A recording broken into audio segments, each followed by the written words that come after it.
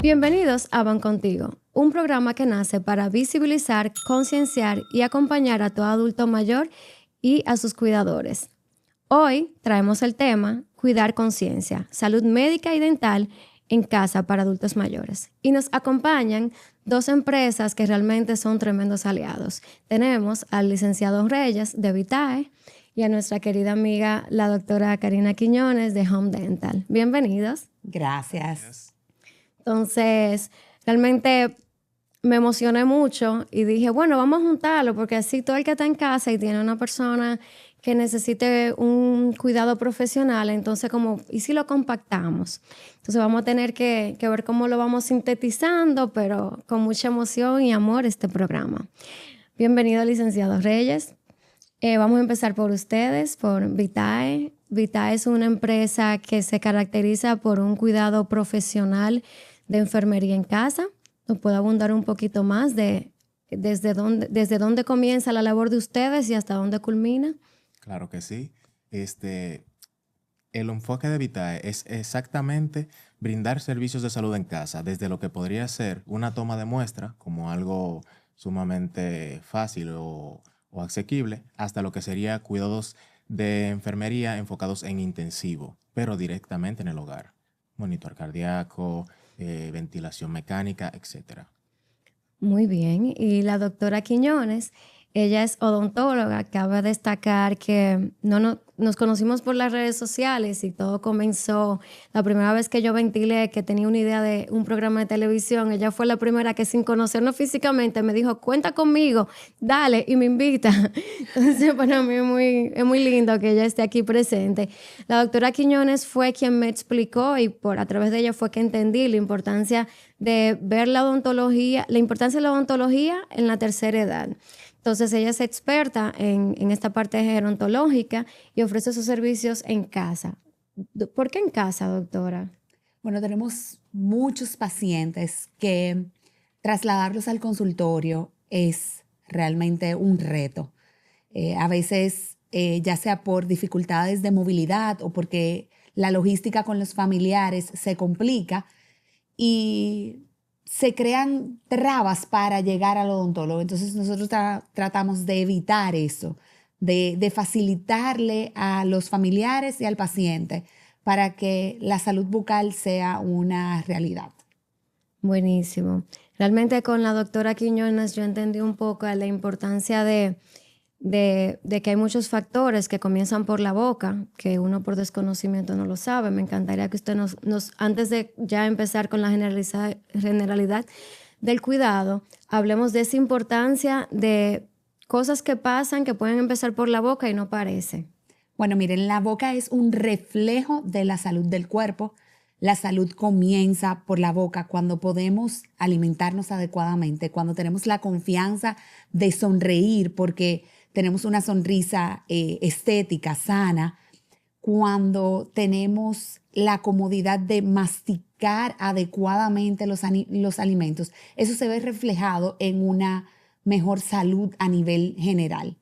Además de todas las enfermedades que están relacionadas con la boca o que nosotros llamamos bidireccional, o sea, tanto la enfermedad bucal afecta a estas enfermedades sistémicas como esas enfermedades sistémicas tienen repercusión a nivel bucal.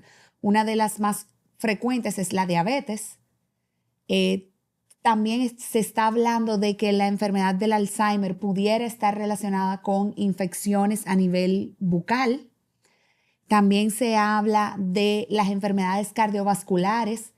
También sabemos que, la boca, muchas personas la han aislado del cuerpo. Yo no sé si en el momento en que los odontólogos dejaron de ser médicos, porque inicialmente eran o médicos o barberos los que atendían a nivel bucal, hacían las extracciones y eso.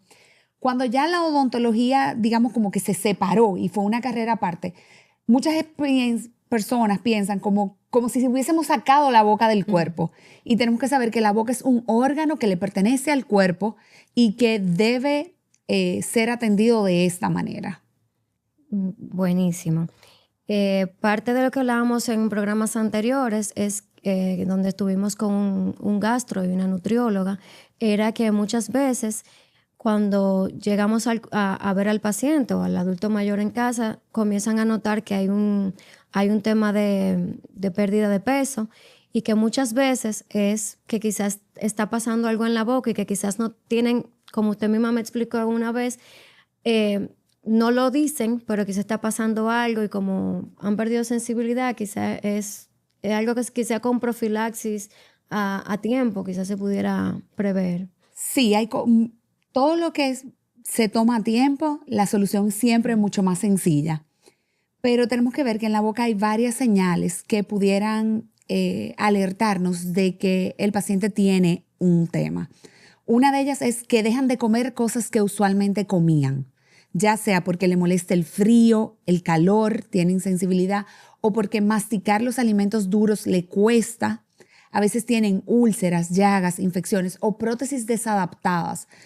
Muchas veces estos pacientes tienen 30, 40 años utilizando la misma prótesis removible y tenemos que saber que el cuerpo cambia, la encía, el hueso maxilar cambia y la prótesis ya no se adapta como en un inicio. Entonces es necesario sustituirlas, adaptarlas, rebasarlas, acomodarlas para que el paciente realmente pueda seguir utilizándolas o, en su defecto, hacer una prótesis nueva. Claro, identificar el problema. Identificar el que problema. Muchas veces eso lo hacen las personas como el licenciado Reyes, que son los que están cuidando en casa y que comienzan a notar cuáles son esos indicios que pueden estar ocurriendo. Entonces, licenciado, me gustaría que nos hablaran un poco sobre ese reto de la higiene personal del adulto mayor en casa cuando ya necesita esa asistencia. ¿Cómo ustedes lo abordan? Bueno, lo principal sería conocer el entorno del paciente.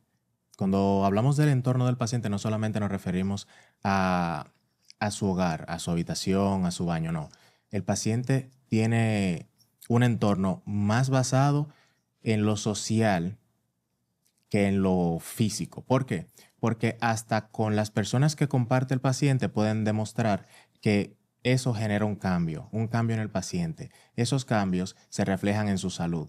Entonces, lo primero es saber quién es el cuidador de ese paciente, quién es el cuidador principal, hijo, hija, un cuidador externo, etc.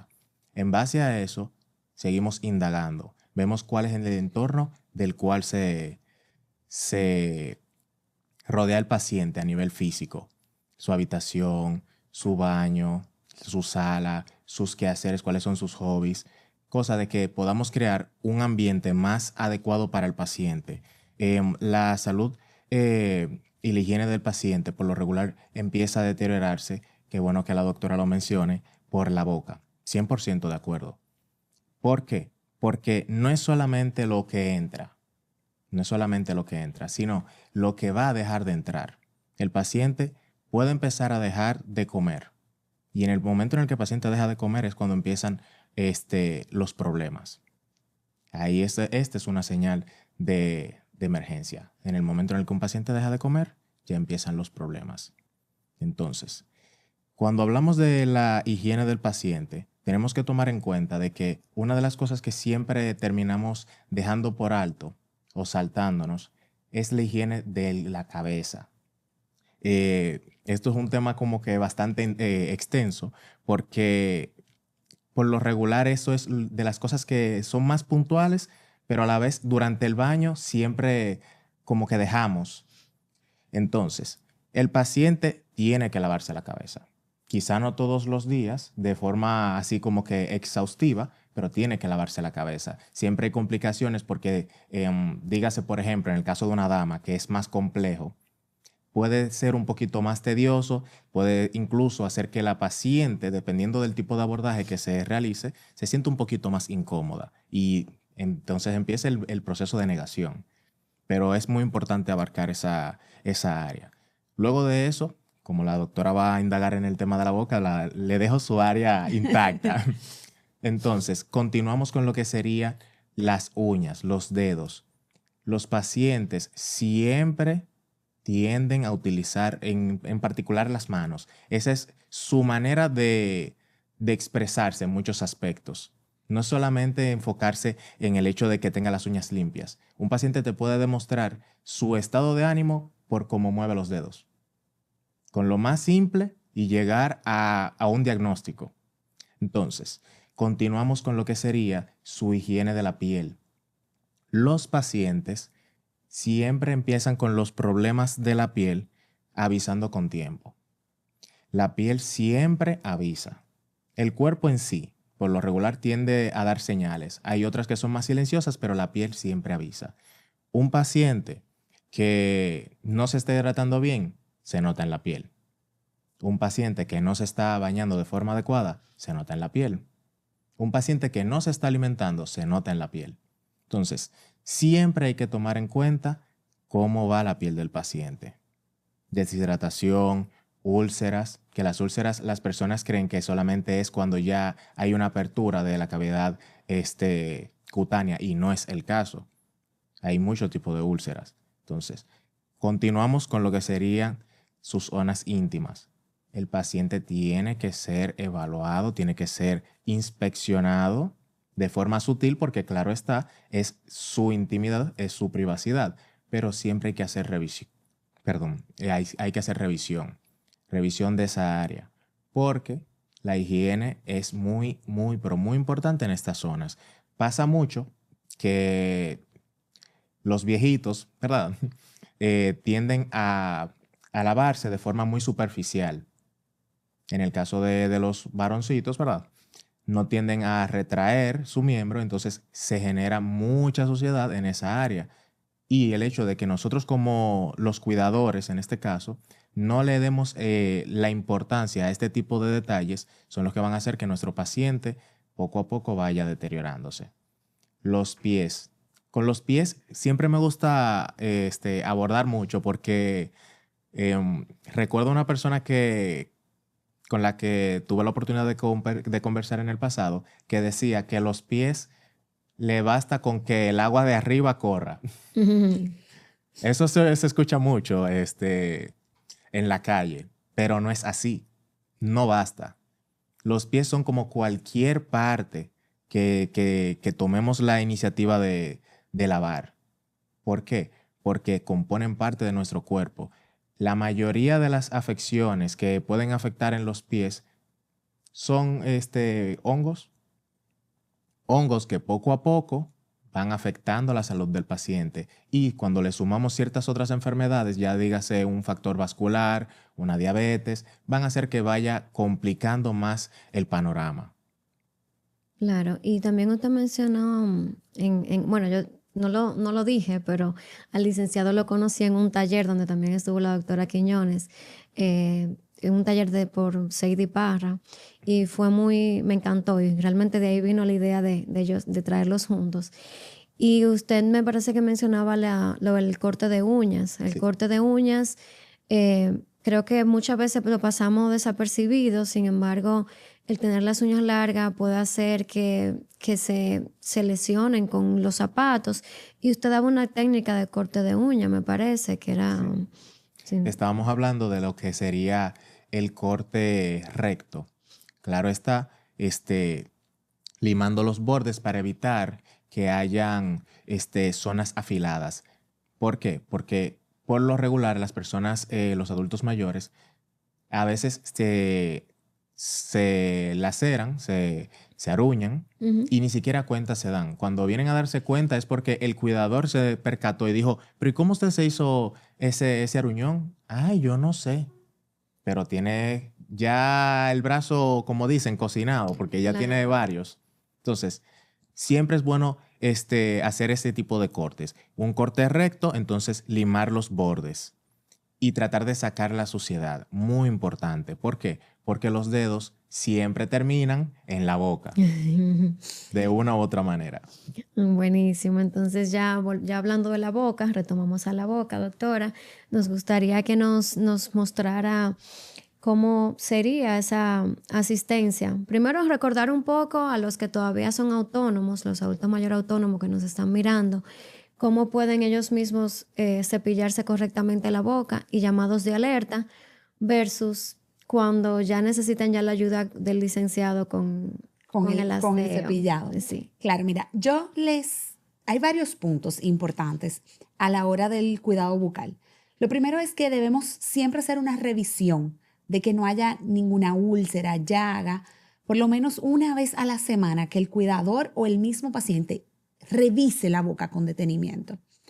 Estar alerta a sangrado. No es normal que sangren las encías. Si las encías sangran, es una señal de que hay inflamación. Lo siguiente es saber que para los cuidadores, que la boca, aunque es una parte expuesta del cuerpo, es una parte íntima. O sea, la boca la utilizamos para besar, la boca es una parte privada.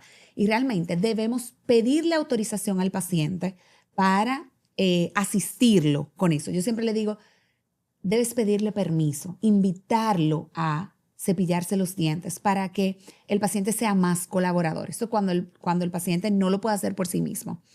Tratar de incorporarlo dentro de la rutina del baño y así evitar que se escapen pasos. Y una parte importante es tener todo lo que va a utilizar a mano. Es un peligro cuando el paciente queda solo en el baño porque se me olvidó el hilo dental. Entonces, ¿qué es lo que va a suceder? Que no voy a pasar el hilo dental porque no lo tenía a mano y no voy a dejar al paciente solo.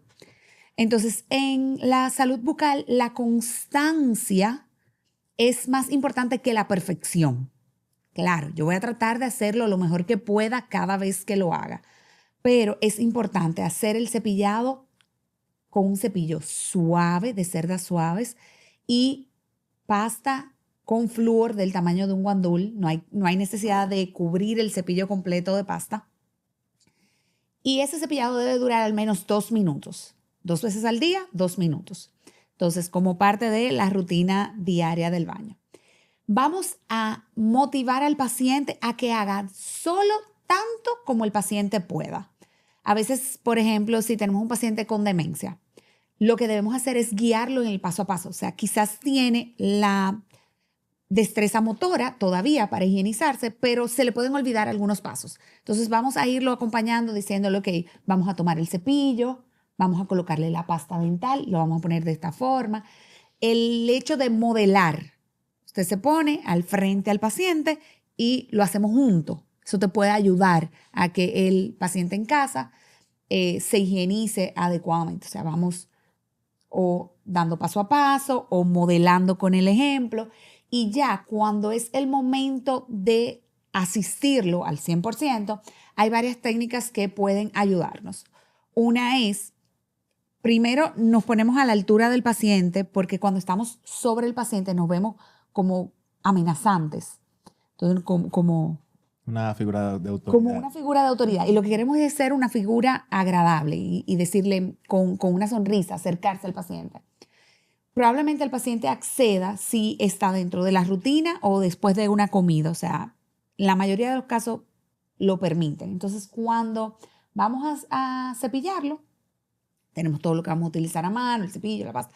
Podemos colocarnos detrás del paciente o si el paciente está encamado, que estamos de frente y no abre la boca tanto como nos gustaría, podremos utilizar la técnica de doble cepillo, que es que con un cepillo de un mango de goma mantenemos la boca abierta y con el otro cepillamos.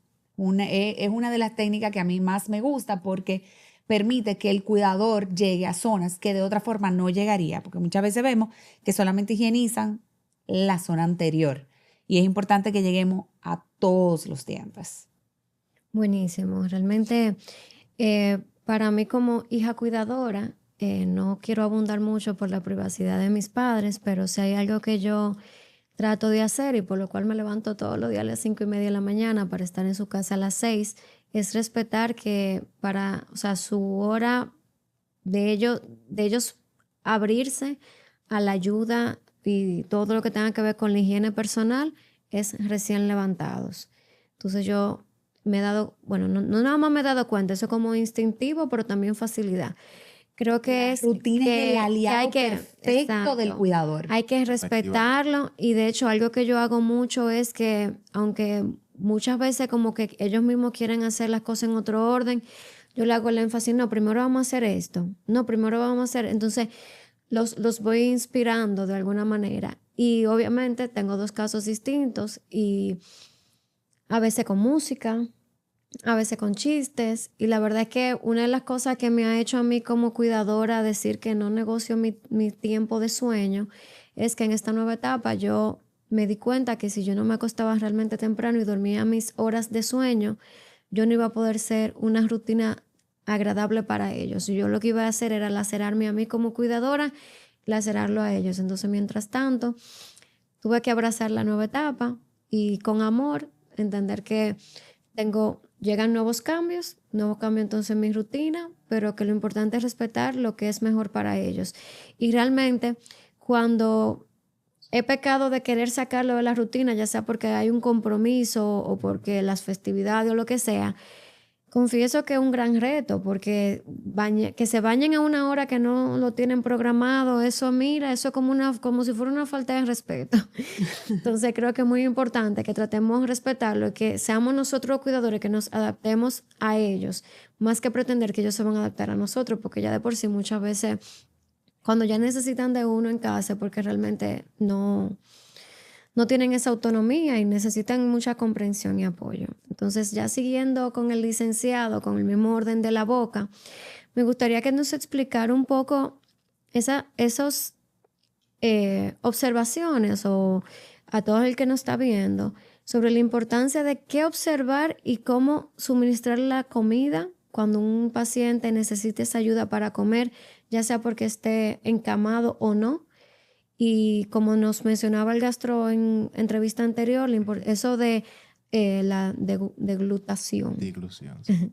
Eso. Bueno, lo más importante a la hora de tomar en cuenta la alimentación del paciente es entender que el paciente, a la hora de la verdad, él va a comer lo que le gusta. Lo que no le gusta, él de una u otra manera lo va a rechazar. Y cuando rechaza, entonces lo que va a terminar es dejando de comer. Si deja de comer, entonces se descompensa. Entonces, lo principal sería eso, hacer que el paciente no deje de comer, adecuar la dieta de manera que tanto su nutriólogo, en caso de que tenga uno, como el paciente se sienta cómodo con lo que se esté haciendo. Número 2, sería el hecho del abordaje.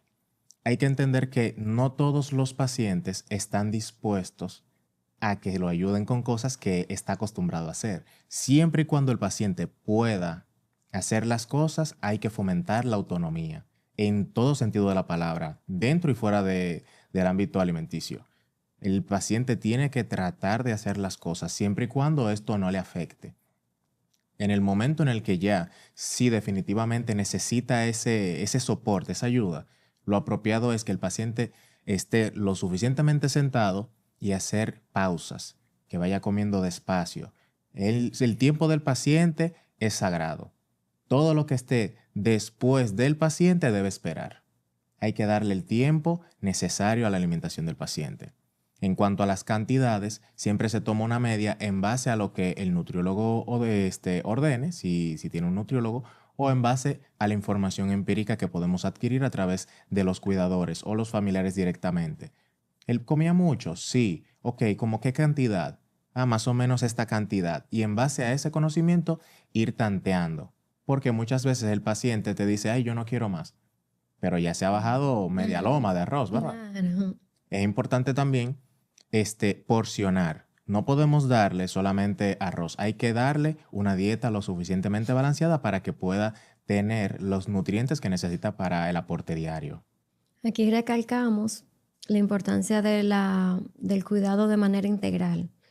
Y creo que vale la pena como decir que no todo el mundo tiene ese ojo clínico. O sea, pueden haber muchos cuidadores, pero ese ojo clínico que tiene un enfermero cuando ya el paciente está encamado para darse cuenta si está tragando bien, para saber cuándo sí referir al doctor, para tener una comunicación continua de la comida que puede ser bastante delicado. Yo conozco un caso, por ejemplo, que la familia no se había percatado de que la paciente, bueno, de que la persona tenía neumonía y tenía como 4 meses que tenía flema. Cuando comía, tenía flema.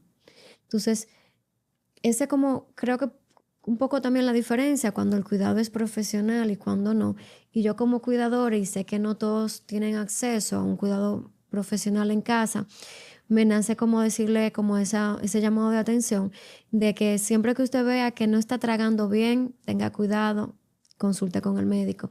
Siempre que vea que no, que tose mucho, ver si de la posición, como mencionaba el licenciado, que esté sentado, pero no siempre se puede sentar. Entonces, ya ahí quizás sí es bueno apoyarse con un profesional, porque entonces lo que puede broncoaspirar, se dice. Broncoaspirar, ya yo soy casi médico. Lo que puede casi broncoaspirar y pueden pasar a mayores. Entonces, esto de que el cuidador pueda comunicar, pueda observar y tener ese ojo clínico, de verdad que creo que es fundamental para una larga vida. Entonces, licenciado, hay algo que me preguntan mucho cuando me dicen, Maya, ¿a quién tú me recomiendas de enfermería a domicilio? Yo siempre le paso opciones para que puedan elegir dentro de lo que conozco. Y me dicen, porque es que mi mamá es difícil. Mi mamá es difícil y yo sé que ella no va a ser con todo el mundo. Yo digo, bueno, pero háblate con la empresa, pero ya que estamos aquí, para todo el que me pregunta, para que me gustaría que sea usted mismo que explique, cómo ustedes como empresa toman esa decisión de a quién envían el perfil como para que haga ese match con el paciente. Lo primero que se tiene que evaluar es a qué le llaman difícil, porque muchas veces el paciente es un pan de Dios. La diferencia es que el paciente viene con ya antecedentes de que les gustan sus cosas tal cual. Si yo pongo, por ejemplo, este vaso acá, yo quiero que me dejen mi vaso ahí. Si yo soy de los que comen a las 12 rayando, yo quiero comer a las 12 rayando. O sea, saber el porqué de las cosas. Todos los pacientes tienen un mapa. Está de nosotros, que somos en este caso los familiares, los cuidadores o directamente los profesionales en el área, encargarnos de descifrar ese mapa y llegar al premio, que sería un paciente que pueda tener una mejor vida. Entonces, ya tomando esto en cuenta, el primer acercamiento lo hace, en caso de nosotros como institución, como empresa, lo hace el supervisor de enfermería, en este caso su servidor. Observamos cuáles son los factores por los cuales se refiere a un paciente difícil y en base a eso podemos identificar qué recurso, qué enfermero podemos entonces ofrecerle, ¿verdad?, a este paciente para que tenga una mejor interacción. Buenísimo. Ya sí, cada vez que me preguntan, yo le envío, bueno, tienen que ver el capítulo. Entonces, doctora Quiñones, es muy común que digan, ay, pero yo me di cuenta que se le cayó un diente, pero como ya imagínate, ya él está viejo, ¿qué vamos a hacer? ¿Qué usted le diría a esa persona que minimiza la importancia de comenzar a perder piezas? Wow. Miren, los dientes están hechos para durar toda la vida. No es normal perder dientes. Si se pierde un diente es una razón patológica. Debe visitar un odontólogo. Debemos ver cuál es el motivo por el cual se perdió ese diente y tratar de reponerlo. Los dientes están hechos para trabajar en equipo. Si nos hacen falta dientes, no podemos masticar adecuadamente. La Organización Mundial de la Salud tiene una regla que es 80-20, que es que debemos tratar de llegar a los 80 años con al menos 20 dientes funcionales. Funcionales quiere decir que mastiquen, que se pueda comer y que tengan un antagonista, o sea, un contrario, porque de nada me sirve tener los dientes, pero uno arriba, uno abajo, uno arriba, uno abajo, que no mastiquen entre sí. Entonces, lo ideal es reponer las piezas dentarias cuando se pierden. Y obviamente no descuidar nada que tenga que ver con la salud bucal, porque no solamente estamos hablando de dientes, estamos hablando de la dignidad de esa persona, de su capacidad para sonreír, para masticar y para llevar una vida socialmente activa. Vemos muchas veces que el paciente se retrae, que no quiere ir a las actividades sociales, no quiere ir al almuerzo, pero porque no quiere que lo vean sin dientes. Entonces debemos tratar de reponer sin importar la edad que tenga el paciente. Buenísimo. Y vamos entonces ahora con el licenciado. Hablemos un poco de, ya cambiando un poquito de tema y ya para ir cerrando, ¿cuáles vendrían siendo esos riesgos más comunes que vemos en casa? Bueno, qué bueno que tratamos esta parte, porque por lo regular siempre se habla de lo bonito, de lo bonito de la interacción con el paciente y no medimos los riesgos. Los riesgos no solamente de una mala interacción, de un paciente el cual no confía en su cuidador, sino también de los riesgos físicos que puede presentar ese paciente, ya sea porque, por ejemplo, tenga una caída, por ejemplo, se deshidrate, que son las cosas como que más comunes en los pacientes adultos mayores, que no coma, que son la tripleta. O sea, Ujú. paciente que no come también se deshidrata, porque así como no come, tampoco ingiere líquidos. Paciente que se deshidrata, hasta la temperatura puede presentar fiebre, puede presentar cefalea, entre otros diagnósticos o circunstancias que se vayan sumando a lo que serían sus diagnósticos de base, y a eso entonces sumarle una caída, que es como que lo peor o dentro de las posibilidades dentro del hogar, que son comunes, son de las peores, porque una caída puede representar un deceso Mortalidad. prematuro. Entonces, yo diría que entre todas vamos a hablar de las úlceras. Las úlceras tienen una peculiaridad. Siempre avisan, siempre. Una úlcera no aparece de la noche a la mañana. En el momento en el que el paciente empieza a presentar enrojecimiento en un punto de presión, ya hay que tomar conducta.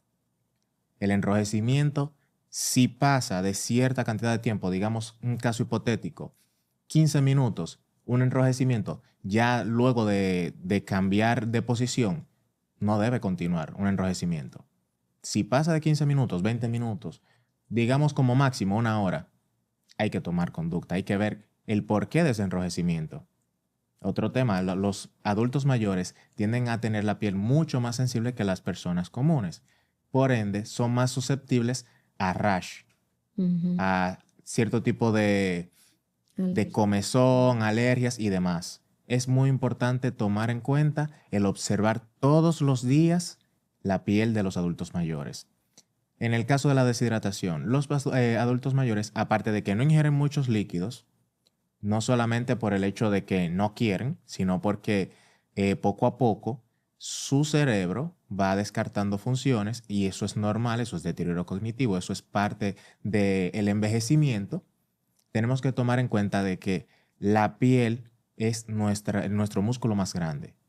Así como los órganos internos, también hay que cuidar nuestra piel. A los adultos mayores hay que ponerle su cremita, preferiblemente, sería lo apropiado, que sea neutra, sin olores. O si tiene olor, que no sea un olor muy fuerte, porque también los olores hacen que el paciente tenga un cambio en su ánimo. Los olores fuertes van a hacer que el paciente incluso pueda llegar a tener una actitud un poco más agresiva a la hora de cualquier interacción. Por esa razón incluso se recomienda que el personal que esté cerca de ese adulto mayor trate de no utilizar perfumes. Y si utilizan perfumes, que no sean muy fuertes, porque esos olores pueden cambiar su estado de ánimo. Y ya para terminar esta intervención, yo diría que el tema de la ingesta, la alimentación. El paciente cuando no come cosas apropiadas tiende a tener una peor recuperación, tiende a tener más dificultad para incluso sanar cualquier cortadura, que son las más comunes, la del corta uñas. Hay una esquinita. El paciente tiene 2 semanas con el mismo problema. ¿Qué es lo que pasa? No hay ningún tipo de factor en su proceso de Ujú. cicatrización. No hay ninguna diabetes por ahí rondando. ¿El paciente está comiendo? No está comiendo. No va a sanar tan rápido.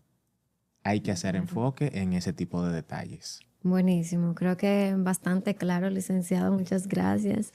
Entonces, ya para cerrar, quiero realmente de todo corazón darle las gracias. Para mí es un honor que ustedes estén aquí y vamos a cerrar con, me gustaría que la doctora nos diga un último mensaje al público que nos ve sobre cuántas veces usted recomienda que hagamos quizás una profilaxia en adultos mayores. Mira, todas las personas deben hacerse profilaxis dental 2 veces al año, cada 6 meses. En adultos mayores, yo recomiendo que añadamos una tercera vez. En ocasiones, sobre todo cuando el paciente no se higieniza por sí mismo. Dar esa visita adicional nos puede ayudar a prevenir complicaciones y en caso de que haya una infección, una caries radicular, que son muy frecuentes ya que el paciente tiene resequedad bucal, lo podamos detectar a tiempo. Y a los cuidadores les diría que se enfoquen en mantener la rutina y en hacer el cepillado diario lo mejor que puedan, porque más que visitar al odontólogo, lo que hacemos todos los días en casa, Prevenir. la prevención marca la diferencia, porque el odontólogo lo vamos a ver 2 veces al año, quizás 3, pero lo que hace el cuidador en casa es todos los días. Entonces, ese es el mayor acto de amor, es cuidar. Buenísimo, pues muchísimas gracias. Entonces, para que nos vayan dando sus redes, ¿dónde lo conseguimos a ustedes, Vitae? A través de Instagram nos pueden encontrar como Vitae Dominicana. Buenísimo. ¿Y a usted, doctora? Y Home Dental Team en Instagram también y como doctora Karina Quiñones. Muchísimas gracias. Gracias a ustedes por ver este programa. Si les sirvió, compártanlo. Y la verdad es que estoy muy agradecida. Yo realmente, hay muchas de las cosas que yo menciono que yo todavía no he llegado ahí, pero por eso es que me estoy destacando como una buena cuidadora, porque yo no espero que las cosas me lleguen. Yo entiendo que nosotros como hijos cuidadores, a los que nos están observando, sepan que mientras más sepamos de lo que a lo que podemos atravesar, más preparados estamos y más podemos evitar llegar a peores. Entonces, apostamos a la prevención y nos vemos en una próxima.